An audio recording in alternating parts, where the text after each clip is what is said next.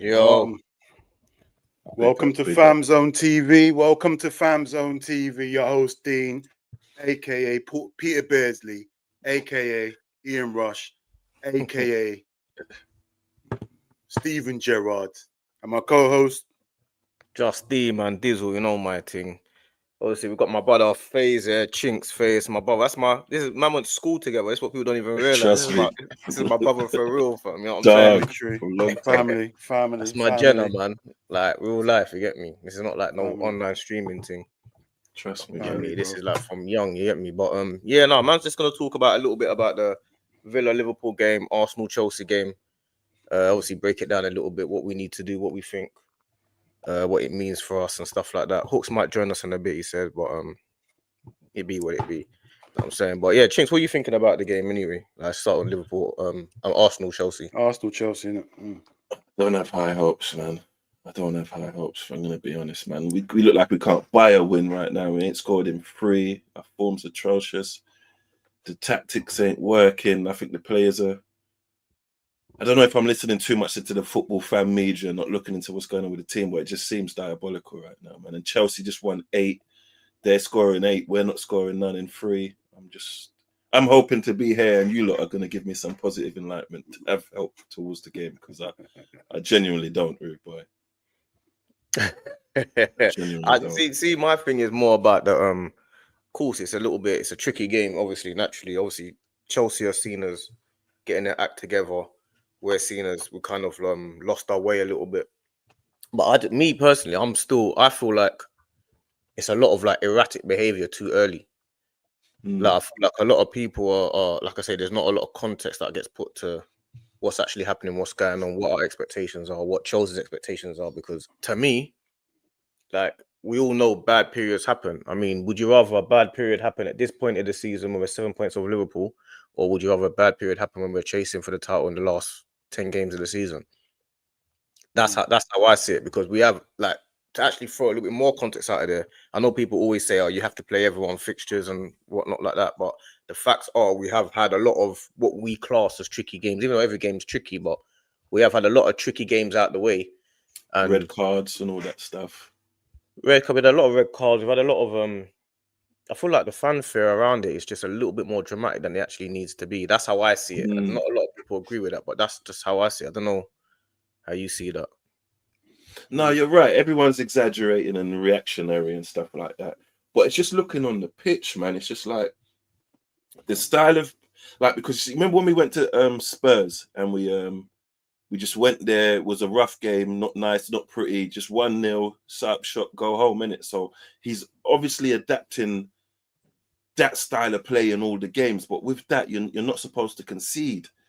Do you get what I mean? Because then it throws that whole game plan kind of in the bin, and we're just conceding, man. Like it's just we just don't look as solid. Pause if I have to, as we regularly do. Like, do you know what I mean? And then on top of that, Rice is a doubt.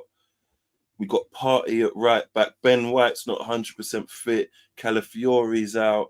Like it's just I don't know, man. Obviously, this could all be the catalyst, because you know when you're down is when you get your moment and all of that. But I wish I could, but I can't come here with any chest. I can't, because it would be false. Do you know what I mean? How you see it, Dean, as a neutral? I see it. Obviously, the injuries, the suspensions. Yeah, I hear it, bro. I hear it. It's this, you can't deny it, bro. It's a fact. It is a fact. But what Arteta was doing, he was finding a way to win, like set piece, whatever it is, anything to win. I don't care. I would love to have that sort of goal. Liverpool go to set piece. I would love to have that. You get me? But right now, because you had certain people not there, and the style play you play ain't sustainable right now, because certain teams will defend set pieces, watch your set pieces and think, right, let's load the back post. I see how they're running in. We see it. So people can learn how to defend set pieces now. What Arteta's got to do now, if you ain't got your right players, he's got to find a different way of winning. This is what top managers do. Like, if things ain't working out, they'll have 3, 4, 5 ways of playing. Like, and right now, it's a bit of bad form and of lack of, I would say this. I wouldn't say I'm being disingenuous if I say lack of tactics. It's just like I think it's just the players. They need to take some onus as well. Like, it's not just the manager all the time. You are on the pitch. Like, when I used to play football, yeah, we had the worst manager. You said go out there and play. Yeah. The players we had, we would go out and smash everyone else because we knew how to play football. You don't need the manager all the time to go through this drill. But sometimes you got to figure it out. This one's not, that one's not playing. Cool. Figure it out. We all professional footballers here, bro. It's not always the manager, bro. Like, your manager sets you up, he gives you the tactics, but sometimes you need, like you say, you need a player to step up. You can't just have Saka doing stuff. You need your Trossards. I know he's not on form, but you need him to step up as well, bro. Like, you need everyone stepping up, bro. But you get me? That's my thing from a neutral in the way. And the players seem tired, man. They've played a lot. Like, normally I hate international breaks, but we're crawling to it right now. We need that because our players look knackered, man. Even Havertz, I've seen Havertz continuously play 90 minutes after 90 minutes, 70 minutes up top.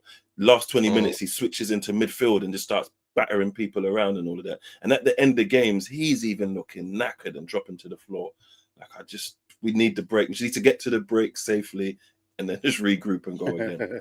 What do you think? If you got a draw, how do you think that fares for us if we end up drawing the game? It sounds so bad. I think a draw is a decent result at the moment, you know, because we've lost 3 on the bounce. So I think our first priority for me is not losing. And then unfortunately, I've got to do stuff like this weekly. So I've got to come here and speak to all these Chelsea fans giving it the big balls. Do you know what I mean? And then I'm going to have no ammo for them because they're going to be like, well, what happened on the, do you know what I mean? So I draw because then I can come, you know, the narrative, what Chelsea and Man U did, wear pants, but we got a draw. Like, do you know what I mean? So a draw is a good result for me. Obviously, I want to win. I'm hoping the boys can give us a win, but at this moment right now, I take a draw. No, I hear you fully. What happens if you lose though? That's the main thing. Where'd you go? Obviously, it's not the be all and end all, but as a fan base, forget the club. As a fan base, what do you think that'll do if you lose this game? Do you want to go first, D? Because our fan base is our fan base is. I feel like I said, I've said this a few times, and if people start getting used to me, they'll know what my mindset is. But I feel like the fan base here is probably got to be one of the worst and most toxic fan bases in the world. Like, I don't feel like I come on onto streams and man's getting involved in this football YouTube thing, and I feel like a lot of our fan base, like, I come across like I'm just an Arteta in and I'm deluded, and I hear all of these words all the time when I say these things, and because of the fact that when I see it as where we were when Arteta came in, because a lot of people, they always say things like, Arteta's been there for 5 years, we ain't won a title, we ain't won a Champions League. Firstly, we've never won a Champions League in our history. That's the first thing. We've never, ever, ever, ever won a Champions League. So nothing to do with Arteta or about the history of the club. Second point is, this is Arteta's people say 5 years he's been at Arsenal. No, it's 5 years he's been managing, period. It's not just 5 years he's at Arsenal. He hasn't managed anywhere. Like, it's 5 years that he's ever been a manager. And I feel like people say, yeah, but you're going up against Klopp and Pep and stuff like that. And yeah, of course you are going up against these top managers. But I feel like a lot of people, they don't accept or they don't understand that sometimes some people are great and sometimes some people are allowed to. We're competing with Klopp. We're competing with Guardiola. We're competing in the Champions League. We're competing with these teams. I feel like I even heard a couple people saying if he wins a cup, it's not good enough, and it's ridiculous. Like, they say they don't, like, even Hooks was saying, big up Hooks, sorry, that's family, but he was saying that if Arteta wins a cup double, domestic cup double, he still needs to go. And so, see, this is preposterous now, man. Because this is where we get into that stupidness of standards FC. Like, because Man City have come along and they buy every player in the world and win everything, everybody must do it. And it's just, they're facing 115 charges, bro. Like, do you know what I mean? Realistically, the guy's done a great job. He's competed with Pep in his first job ever. That's unheard of, but we're not going to go down that route. We're just going to slander him and beat him with every stick there is. Like, do you know? Like, it's just like I say, we'll say to people, chinks, yeah, man always says, like, I'm in a lot of football and WhatsApp groups with a lot of, like, footballers and, like, past footballers and managers and stuff like that. Like, real football, in a real football world, there's a difference between what I'm finding out. There's a difference between the online football world and the real football world. Now, if you talk about the real football world, they don't even they're not even in the conversation of Arteta route or anything like that. When I chat to certain, I'm not going to start saying names, but when I start chatting to certain people, like, what do you feel about the Arteta route? They'll be like, what are you talking about? That's how they see it. Like, no one thinks about Arteta route or he's not doing a good job. Everyone sees it as Arteta is. If Arteta doesn't manage at Arsenal, he goes to one of the top teams in Europe. That's just a fact of it. Yeah, 100%. He goes to one of the top teams, regardless. He'll be the most sought after manager that's available, period. The same way everyone's talking about Slot and Maresca and all these guys are the next up and coming. Arteta is seen as one of the top managers in the world. He is. And it's funny because it happens with Saka, because, you know, like in the YouTube football world, there's all this argument against Saka, like he's not world class, he's not good enough. That's crazy to me. In the real football world, like this is what solidified it to me. 100%. After we played Liverpool, yeah, at the end of the match, Van Dijk, all these players were over to Saka, talking to him, smiling to him, just showing him respect because they know how good he is. Like, do you know what I mean? But everyone else is just going to slander him and put him down.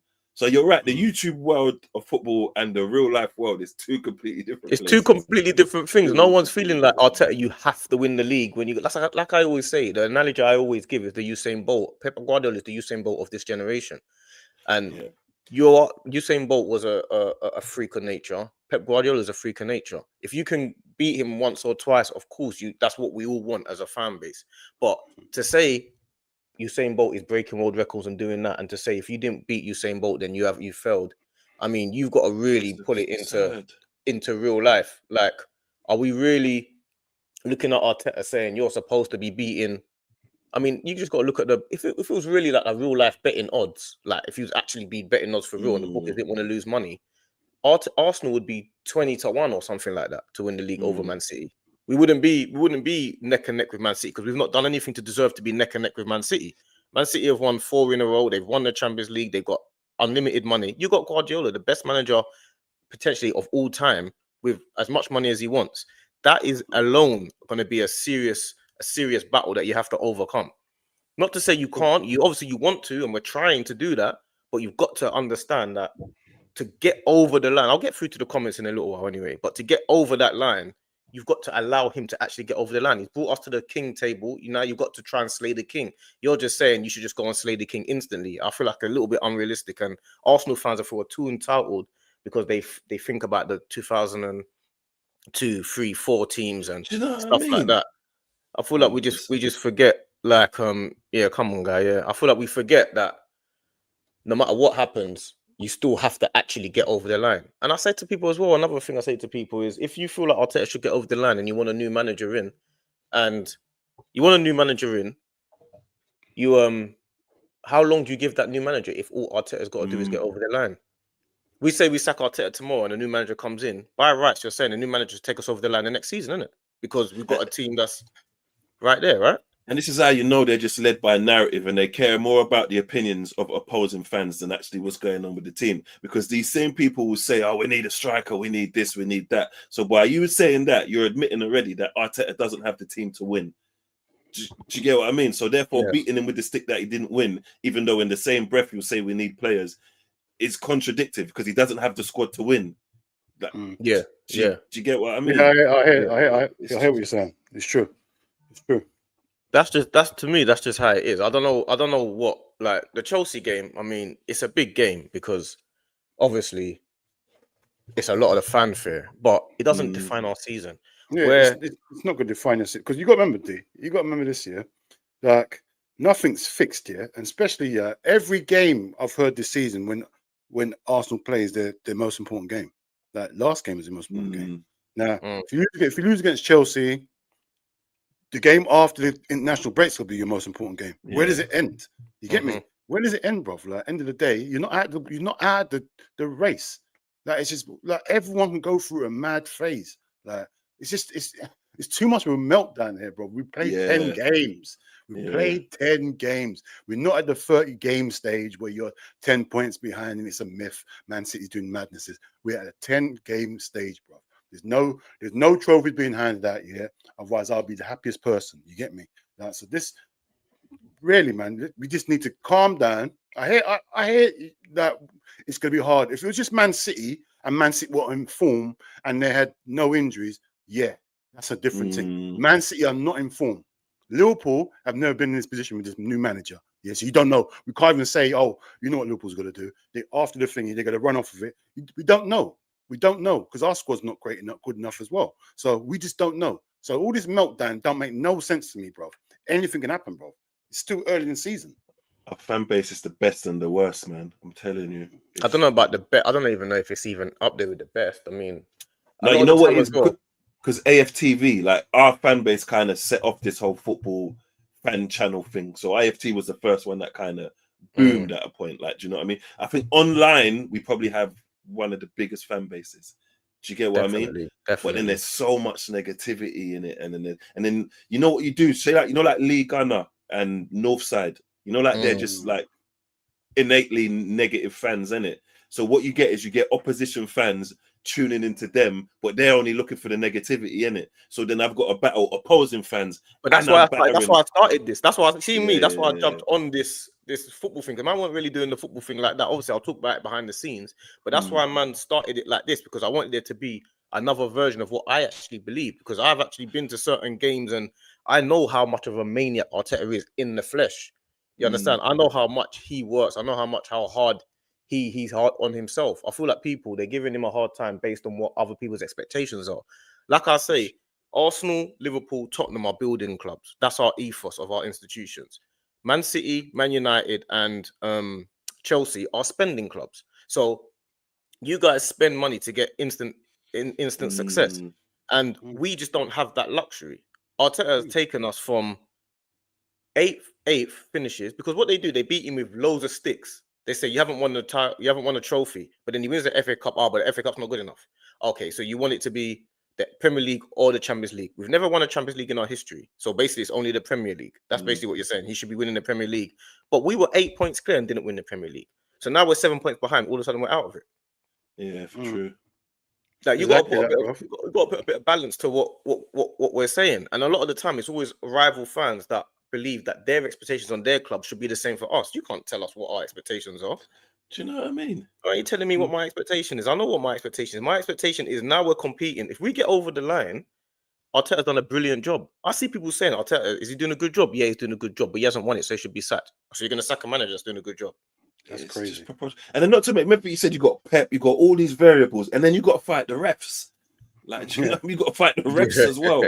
And this is why I don't do the tribalism thing, because there's only one memory I have. I think it last season or this season when Spurs scored an offside goal against Liverpool. No, we scored a perfectly good goal.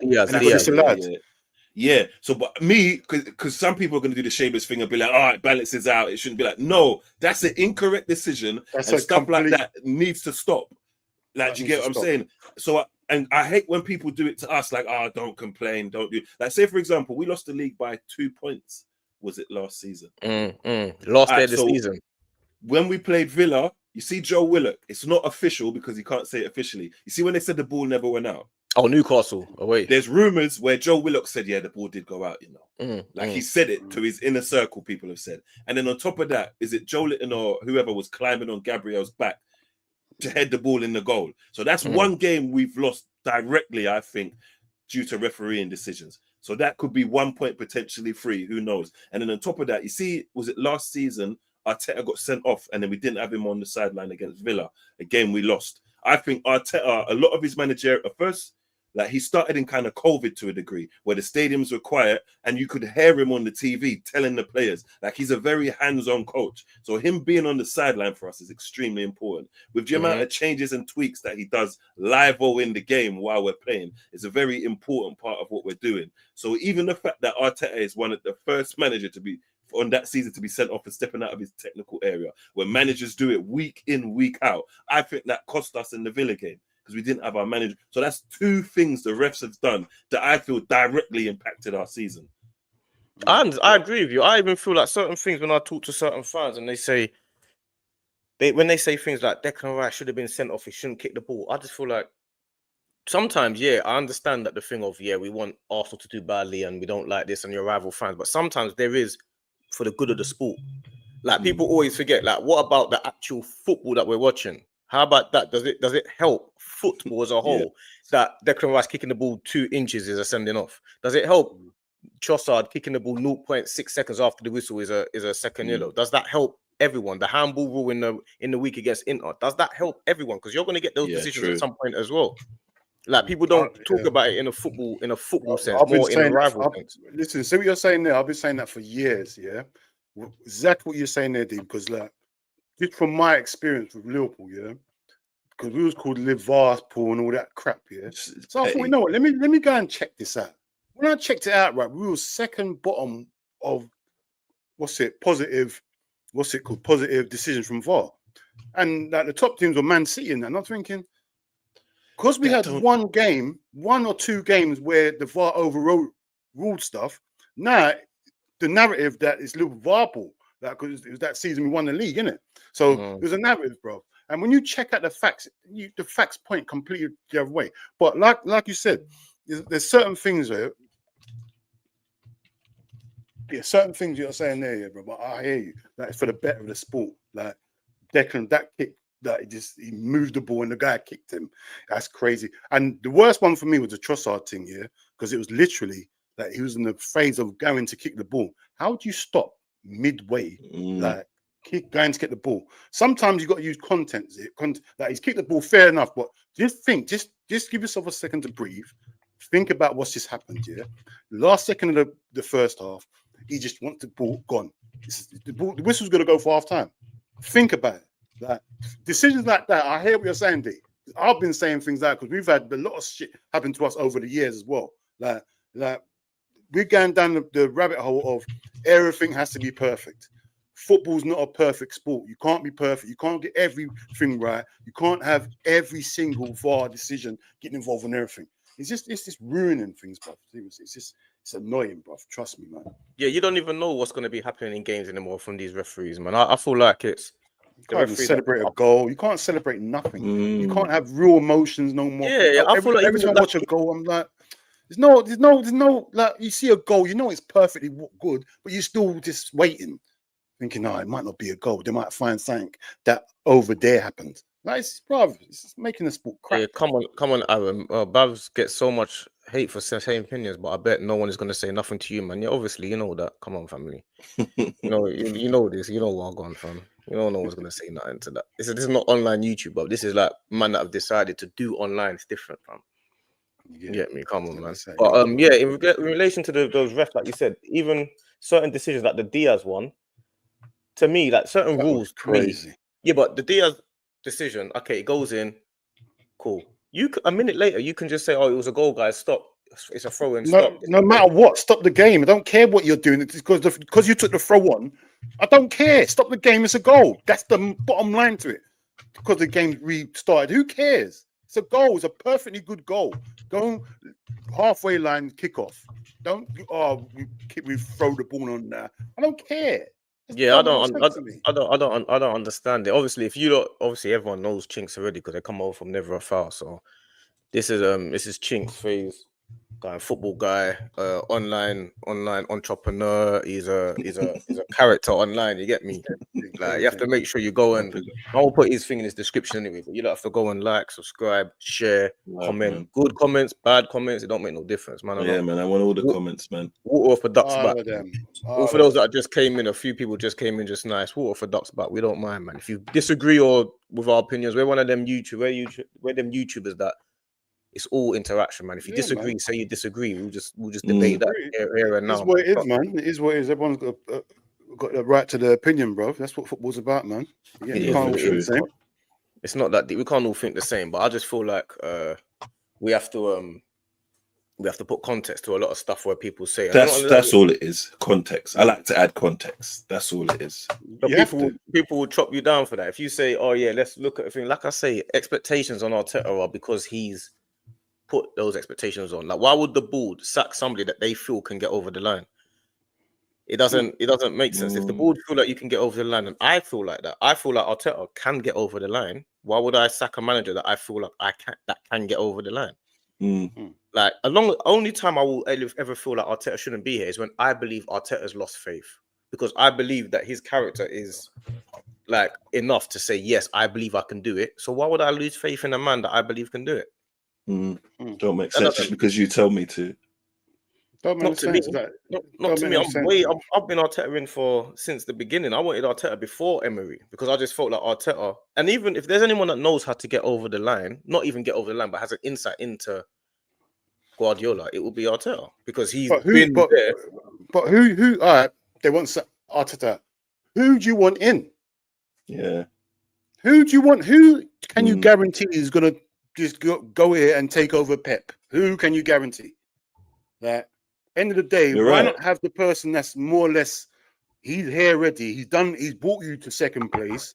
Like he's more likely to bring you over the line than someone coming fresh from a different league. Like, come on, man, Pep. We know what Pep's about, bruv.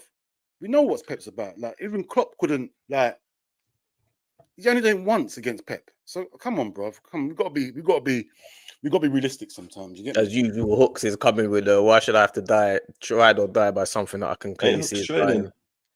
I hear Hooks. I hear you. He said he needs something. He said he needs something to eat. He says he's gonna jump in when he can. I mean, listen. I'm starving. But what? So what's the difference between? So last season we didn't fly out of the blocks.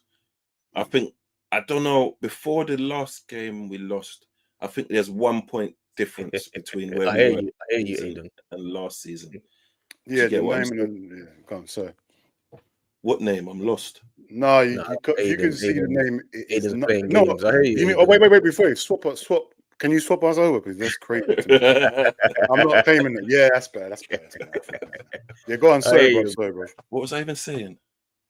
I'm saying last season you didn't. Yeah, like we didn't start that great, and look how we ended. Like, do you know what I mean? So it's a bit reactionary.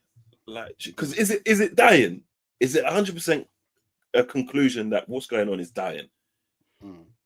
Is 3 games in a loss everything you've ever built over the past 4 and a bit years, whatever it is, all of that is dead now because you've lost 3 on the bounce?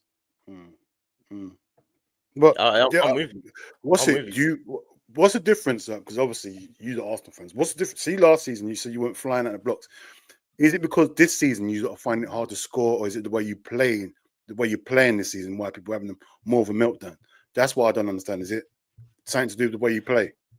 And this is what's mad, yeah, because the way you play, yeah, like say, and Deacon attest to this as well. Under Wenger, we played beautiful football. It was lovely towards the end. It was sonically, it was music, it was beautiful, it was euphoric, and then we'd just get smoked. Yeah, like we just lose. Like, do you know what I mean? So, and as much as I hate Mourinho for the specialist as a failure, there was a point when after Wenger, I was saying, get fucking Mourinho in, because at least he can organize a defense. Because defensively, we were just so naive and just immature and just letting stuff happen to us. So this style of play, I can understand it, because remember, Arteta did the gung-ho. Remember when we first got Jesus and Zinchenko, inverted fullbacks, 4-2-3-1, just mauling teams. Most goals we've ever scored, great goal difference. All of that being said, and we came second. So he tried that approach. It didn't work. Next, he tried to do something different the next season and do a mixture of a bit of attacking, a bit solid, more defensively. So he's just trying to find something that is sustainable and can work in it. So he's on the journey of doing that, because it's like it's like Tottenham now. Tottenham sound like old Arsenal fans. They'll get smoked or draw with Leicester, but we played amazingly. No one cares, bro. No, it's about the score line. Like, do you know what I mean? That's what is the most important thing. The bottom line to it is the results, isn't it? Bottom line. Like the style of play is secondary to me. And that when the results don't give, I can understand. But if you're defensively being astute and losing games, the going attacking doesn't guarantee, because you can now it's a basketball game. Do you get? And that's and we like to control games. That don't make sense. It's about control. Pep style is about control. Arteta style is about control. We want to control games to a degree, just because we don't look amazingly flourishly attacking forward, because that's not sustainable. Not teams. The last time a team won the league with completely attacking gung-ho football was who? Was it Leicester? I don't know. That wasn't even gung-ho football. I would say it was mostly Liverpool, bro. I would say, because we was that rock and roll crazy. Football, it was crazy in the club. We were just scoring teams. And so that gives you a 1 in 8 chance then. Yeah, but it's not sustainable. Yeah, it's not sustainable. It's not sustainable, bro. Because it's like, look at Look at Spurs. They're talking about their style of football, high line, gung ho, all the way in their box. And then look at Van Dijk. I can't remember what I was. Not Van Dijk, Van der Ven. Van der Ven. His hamstring's gone. Like, last minute tackles all the time.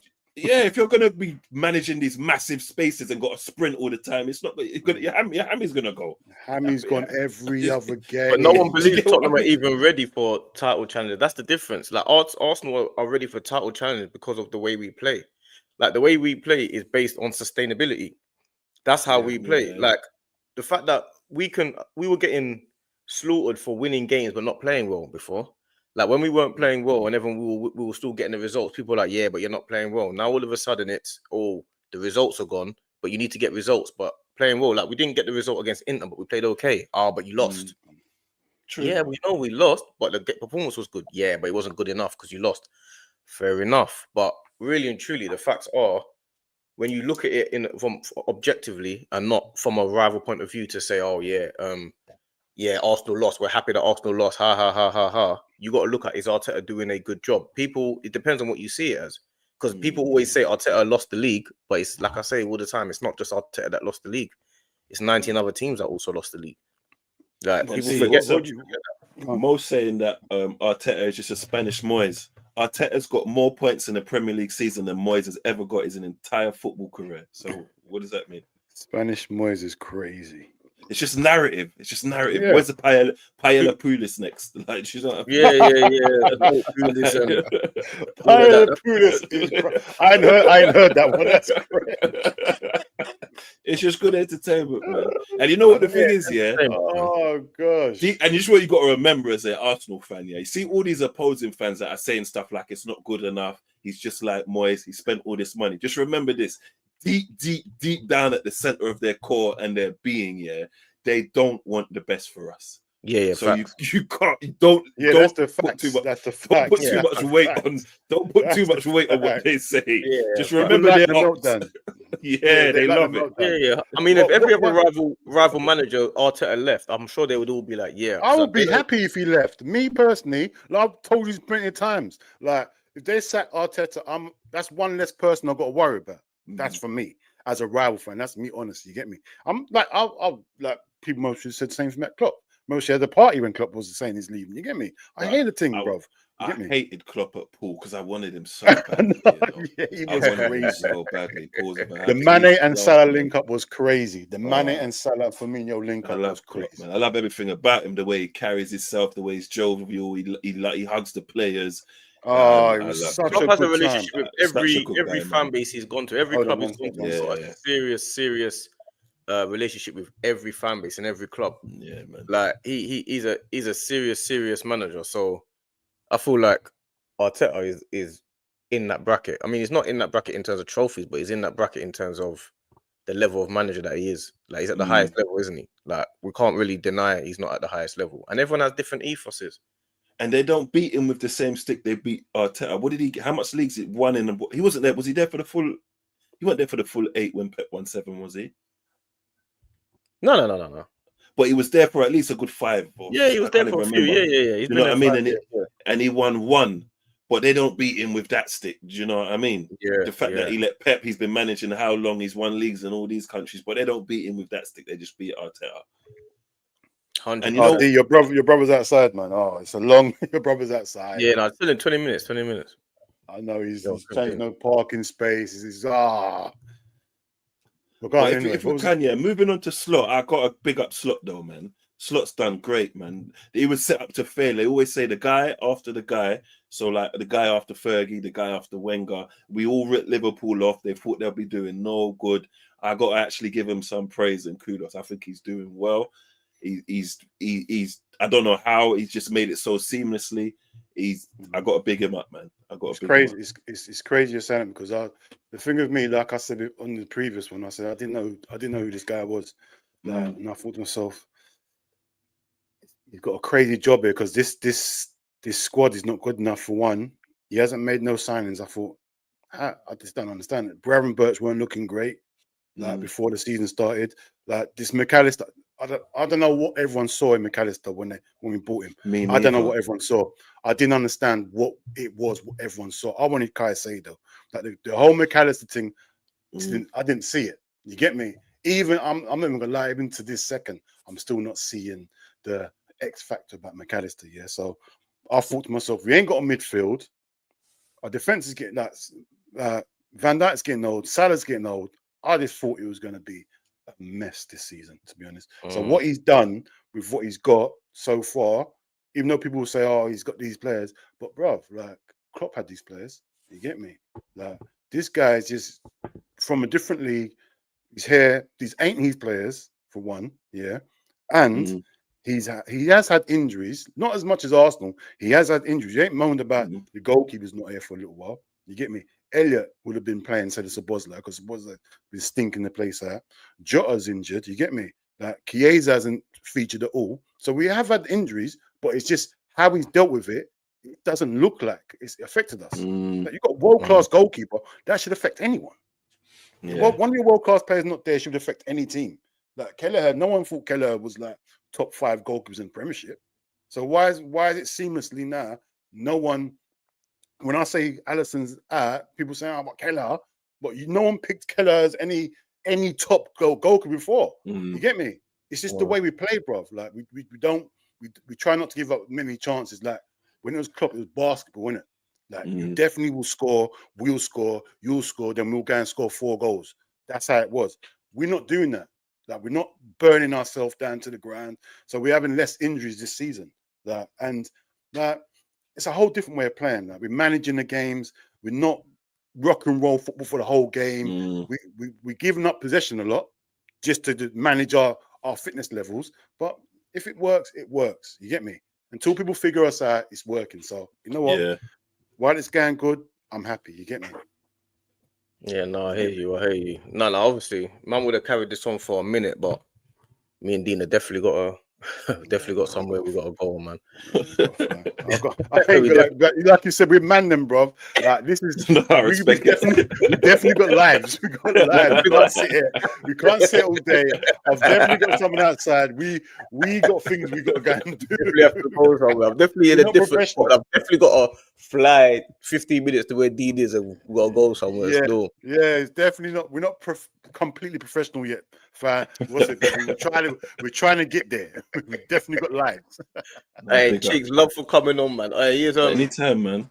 You come on more often, man. We got this. Yeah, man. Whenever you need, just reasonable Arsenal chat. You get me, man. And man, have to obviously go subscribe, go follow Chinks' thing. He does other podcasts. He does other I know there's bare people coming in now, but man, we're wrapping up now. But Trinks he's got bare different podcasts. He's like a personality out here. So you have to go follow his thing. He's hilarious.